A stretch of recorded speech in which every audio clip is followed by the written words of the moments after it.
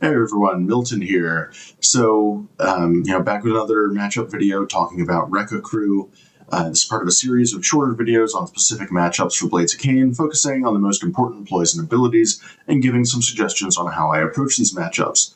But, I'm not infallible, and my approach is by no means the only way. So if you have any additional advice on specific matchups, please put it in the comments on these videos. I want this playlist to be as complete a resource as possible for folks learning to play Blades of Khaine. So why talk about Wreckas? They're not exactly a problem in the metagame at the moment. They're a pretty balanced team. I think most people would agree with that. And while they can deal an absurd amount of damage with their attacks, there is a lot of counterplay, and you can often avoid their attacks. It's a matchup that I would say on the easier side for Blades of Khaine, since we have plenty of tools to deal with them. But we're doing a TTS league here in New England, and my first round matchup was into Wrecka crew, so of course I spent more time thinking about the matchup than I really needed to, and figured I would put some thoughts into a video while it's all still fresh. So first, let's talk a little bit about the faction rules. For Wrecka crew, there are two of them. The first is Wrecka Rampage, and every Wrecka attack is a casino cannon. If they get any crits, they get Wrecka points that they can then use to turn misses into hits. And since almost all of their attacks are 4-5 damage, it is really easy for them to kill elves. Super easy. If you get attacked, you will almost certainly die. So don't get attacked. Second, they have the tanked up rule, and this is their APL modification. So Wrecka crew is a sort of strange team. They have 2 bomb squigs, and then they have 6 orcs, and they're all APL 2.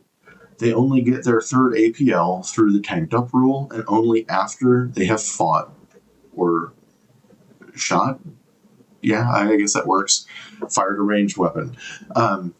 So if you are not letting them attack you, they just have 6 APL 2 guys and 2 bomb squigs, and it's really difficult for them to do a whole lot. It makes it hard for them to make big plays, since a lot of their pieces, or several of their pieces at least, are melee only, or they're ranged but have a heavy reposition gun or a heavy dash gun. So if you don't let them use the tanked up rule and get extra APL, this matchup becomes way easier. Now let's talk a little bit about some specific operatives in this matchup. First is going to be the bomb squigs.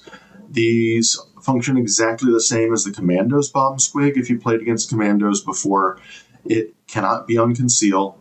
It's small, so it's easy to hide behind walls and heavy barricades and whatnot.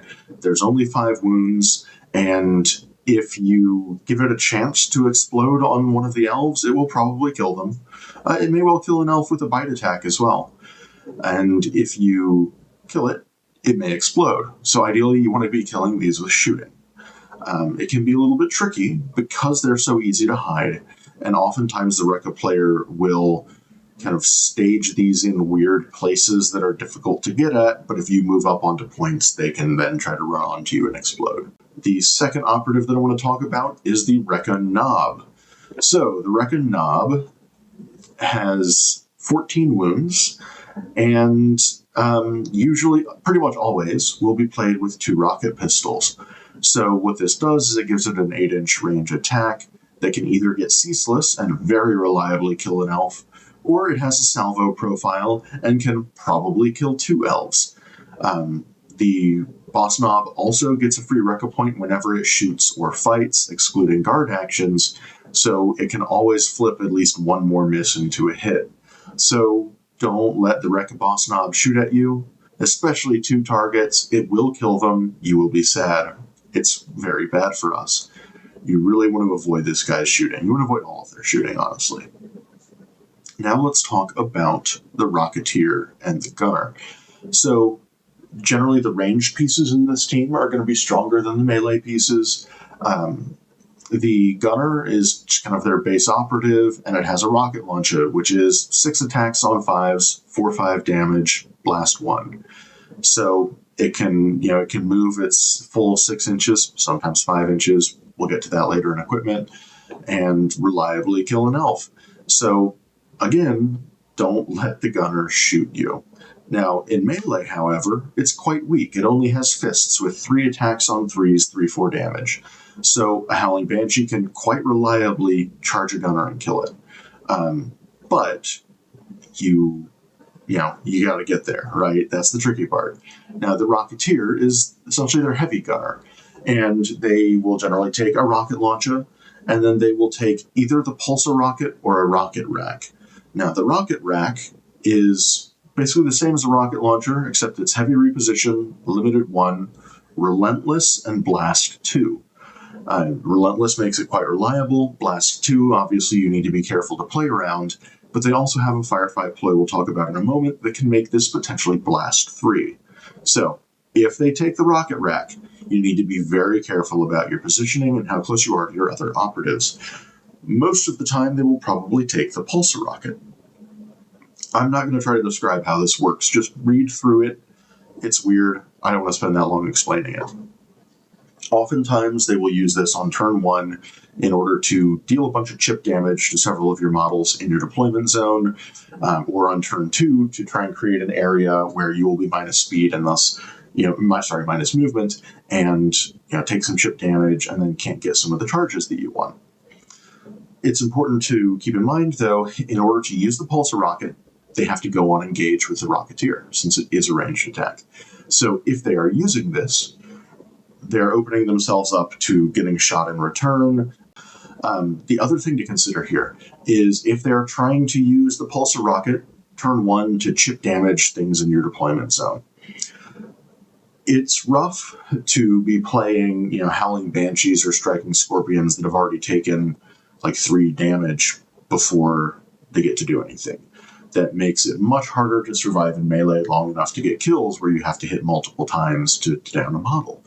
So I oftentimes try to give them, if I know that they may try to go for that based on how they've deployed, I will oftentimes deploy my Dire Avengers where they can hit multiple Dire Avengers with a pulsar rocket shot, just because the Dire Avengers can take chip damage and honestly not care about it very much. So I would much rather take more chip damage on all of my ranged pieces that will likely make it through the majority of the game without taking any additional damage than to, take 3 damage on a Howling Banshee that then may die in combat to fists because of that. The last operative I want to talk about here is the Crusher. So the Crusher has a quite good melee weapon. He's 4 attacks on 3s, 5/6 brutal, shock, and smash. The shock is a problem, right? And it's brutal, so it makes it quite hard. If he's able to get into any of our models, he can reliably kill them. The armored up rule means that we can only retain attack dice of a 6 as crits. So like lethal 5 up and rending, he doesn't care about those. So this makes him a little bit tricky to deal with. So, if you have the Crusher coming up the board at you, the best answers to him are going to be Striking Scorpions in melee, because you've got those extra 2 wounds from your Manda Blasters. A Striking Scorpion X-Arc with a Biting Blade is honestly quite good here, because if you're the one charging, you initiate the fight, 2 wounds from Manda Blasters, and then 2 normal attacks will down the Crusher. So that's the best answer to the Crusher, really. The other option that I have done in the past, and I kind of keep going back and forth on, is just taking crack grenades and having one of our models, any of our models, after the Crusher has activated, get close to it and then throw 2 ceaseless crack grenades at it, which is one of the most effective ways to deal with it, because a lot of Blades of Khaine's damage comes through crits from rending or lethal 5 up, which the Crusher shuts down. So those are the most important operatives. Let's talk strat ploys. There's only really one that can make a big difference in these games. Most of their strategic ploys give them some conditional rerolls or saturate, whatever. They don't need those to kill us. Amped Up, however, is interesting. This is a strategic ploy that, in the strategic phase, heals each friendly Wrecka crew operative that has an engage order for D3 plus 1 wounds. They roll separately for each. So, If you are in a game where you are dealing some chip damage to a bunch of different things and not finishing them off, amped up can give them a whole lot of value and can be a problem. So try to finish off individual models instead of chipping down a bunch of them, and this is generally a good practice with Blades of Khaine anyways. Now let's talk about firefight ploys. There's really two here that are important. The first one is just a scratch. If you've played against commandos, you'll also be familiar with this. It's just like the Rune of Shielding, except it's a firefight ploy, so they can use it once per turn. Now, they can only use it on normal damage, and they cannot use it on the bomb squig. So keep that in mind. Because a lot of our damage is generally coming through crits, just a scratch is a little bit less relevant against us than it is against most teams. However, it is still important to keep in mind, especially because they have that crush. The other firefight ploy that's very important here is one that I mentioned briefly earlier, and that is Kaboom. So when they're shooting with a Wrecka crew operative that has blast, which is all of them, they add +1 to the blast radius, and they get the severe weapon rule on their primary target. So this is really important because it can, with the heavy rocket, get them up to blast 3. So if they've taken that, you need to keep this in mind. You don't want to get blown out through a random kaboom. It's a really feels bad way to lose the game. And, it's something we can play around with positioning. Now let's talk really briefly about their equipment. They may choose to take extra armor, which is one of their faction equipment. Now, it gives them +1 to their wound stat for everything except the bomb squigs. And this is relevant because going up to 13 wounds makes them a bit harder to kill with any of our shuriken shooting, or with howling banshees in melee, or with striking scorpions in melee, so it is an important wound break point here. However, they subtract 1 from their move stat, so they would go down to move 5. Being 2 moves slower than us is rough. It really lets us control the engagement. So it's important to remember whether or not your opponent is taking extra armor. Most of their other faction equipment I don't think is super relevant here, but there are 2 pieces of universal equipment that will most likely be relevant in these games. The first are smoke grenades. They have a number of ranged operatives, and they want to go on engage in order to shoot to get their extra APL to do things. Also, because of the way that Wrecka points function, they don't really care that much about obscuring. The reason being, if they have a couple Wrecka points, they have 6 attacks. Let's say they shoot 6 shots at one of our models, and they only get 2 hits. They discard 1 for obscuring, but then they can just spend 3 Wrecka points to get 4 hits through, and if we fail a single save, they're killing our model through obscuring. So, that's tough. The Wreckas can put out an absurd amount of damage really reliably if they get some Wrecka points to work with. And so, oftentimes, if you give them an opportunity to reposition and shoot, they can just throw a smoke grenade at their feet. They're much harder to kill with shuriken shooting unless we're within 2 inches of them, and they're in a pretty good position. So, just keep that in mind. And again, it is best to not give them opportunities to shoot at all, so that they then, aren't on engage and killing models while sitting in smokes. The other piece of universal equipment they're likely to take are crack grenades. Crack grenades are really good for them because they can use the Wrecka points to juice their crack grenade attacks, and because there are several models, the Crusher, the Demolisher, and the Fighter, that do not have a ranged attack. And their models without ranged attacks are much less threatening to us because they can be stunned and then largely ignored. If, however, they also have a crack grenade or 2, they're a much more legitimate threat. It also gives them the opportunity to go for double kills by charging, fighting, getting an extra APL from tanked up, and then throwing a crack grenade. So, if they take cracks, it's very important to remember that and adjust how you respond to their threat ranges accordingly. So, now let's talk about team composition for the Blades of Khaine player and how to approach the matchup. There's really, I think, 2 approaches that make a lot of sense here. And the first is taking all Banshees. There are people that are huge proponents of this in a lot of different matchups. And it's quite nice because everything except for the boss knob is 12 wounds. And so 2 crits in melee with a Banshee kills them dead. They can't just scratch it. It is a little bit tougher with a Crusher, though, because lethal 5-up won't work on them, nor will rending. So if you're already do that, you'll probably want crack grenades. But let's get a little bit ahead of ourselves. Taking all Banshees obviously gives you use of the Banshee techniques twice per turn, and they're pretty much all really good. What is a little bit trickier is because you don't have any long-range shooting, the squigs can potentially be more of a problem for you.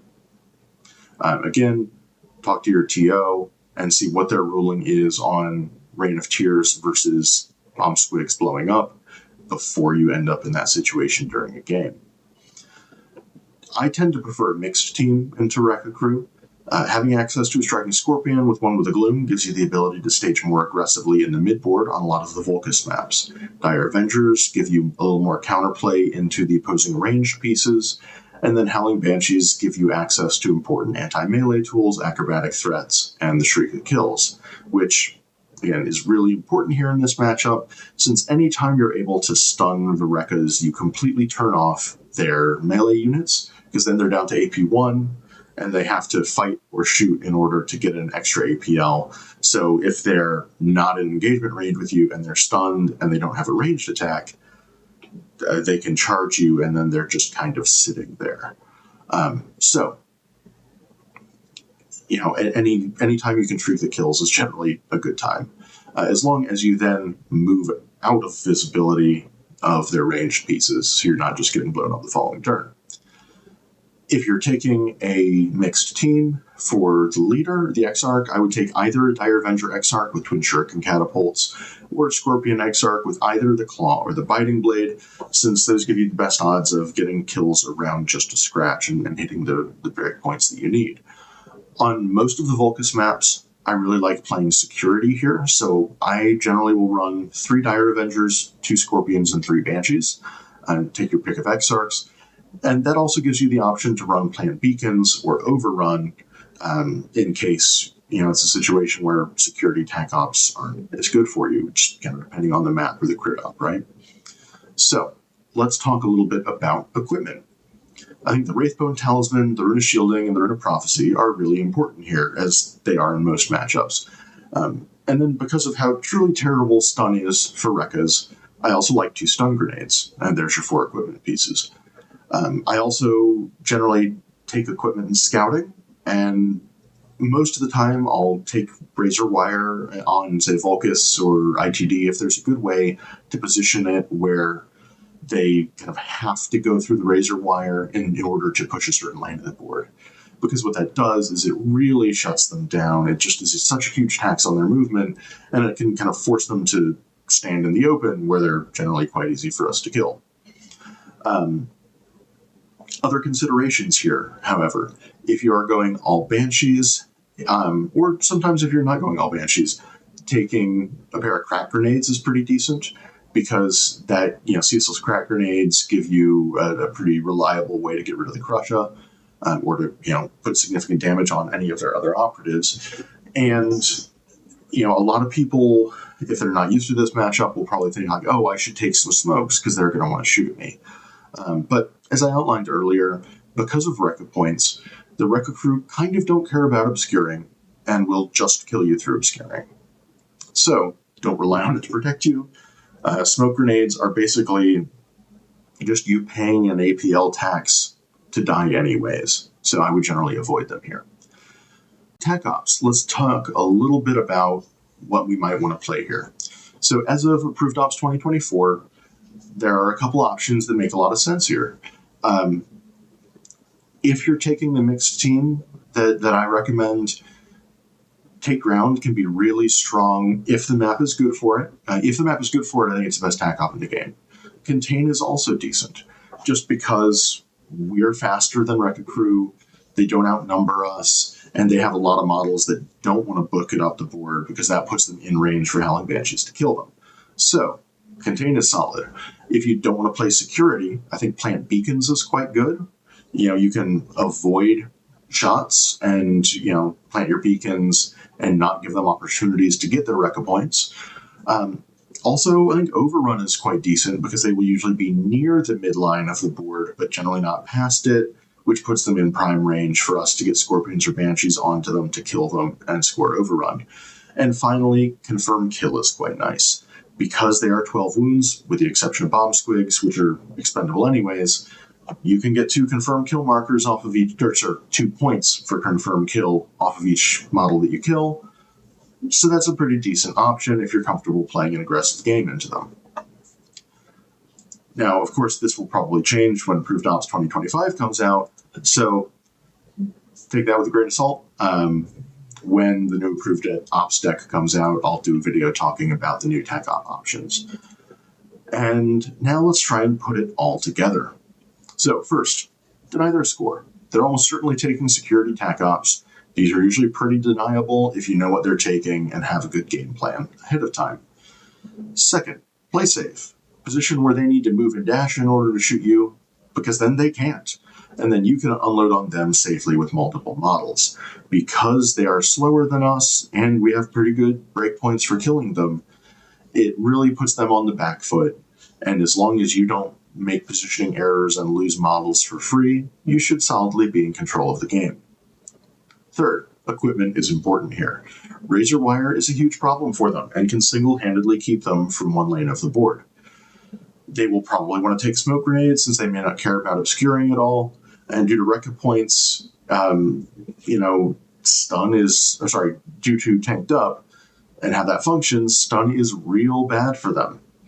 So, if they're solo on APL and you're stunning them and they're throwing smokes, that's just even fewer APL that they have to try and score points or get kills.